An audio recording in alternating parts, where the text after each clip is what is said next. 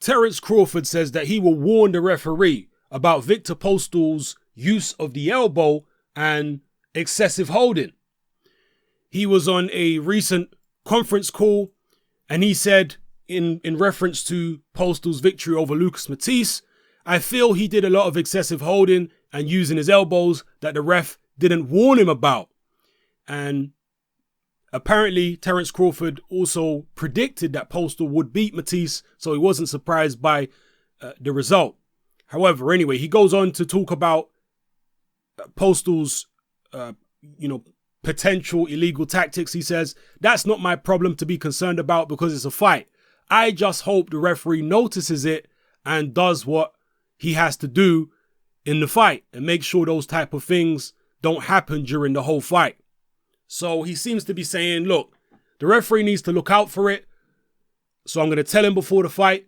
But my mindset going into the fight is I'm not focused on it because it's a fight at the end of the day. It's going to be rough. There's going to be some holding. There's going to be some elbows. There's going to be some clash of heads. It's a fight.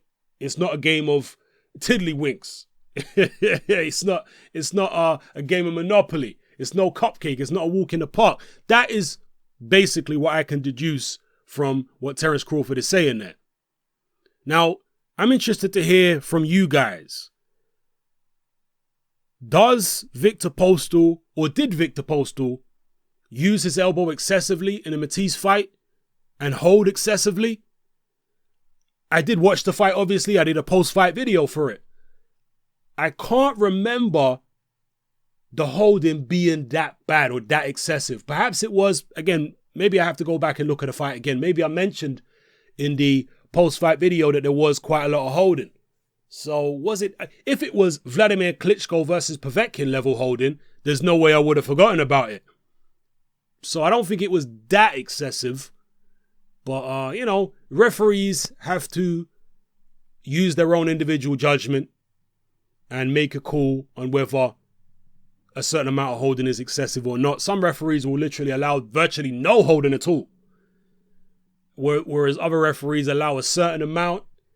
There's obviously a line which cannot be crossed when it comes to holding. When it gets ridiculous, like Henry Akinwande when he fought Lennox Lewis, well, that's when you just have to throw the guy out and disqualify him, as Akinwande was disqualified in that fight for excessive holding.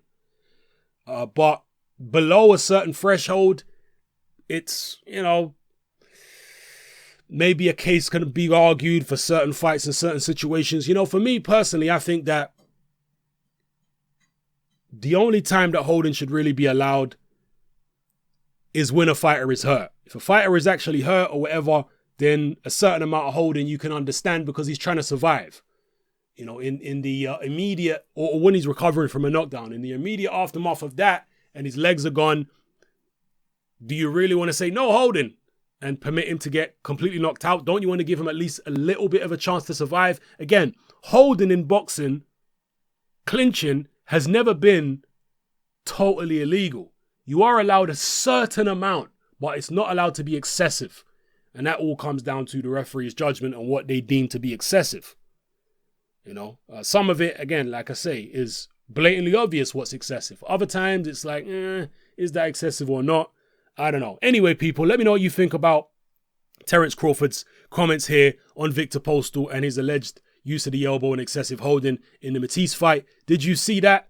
Or do you disagree with that? And maybe there are things that Terence Crawford does which are illegal that you've noticed in his fights, which Viktor Postol needs to be warning the referee about.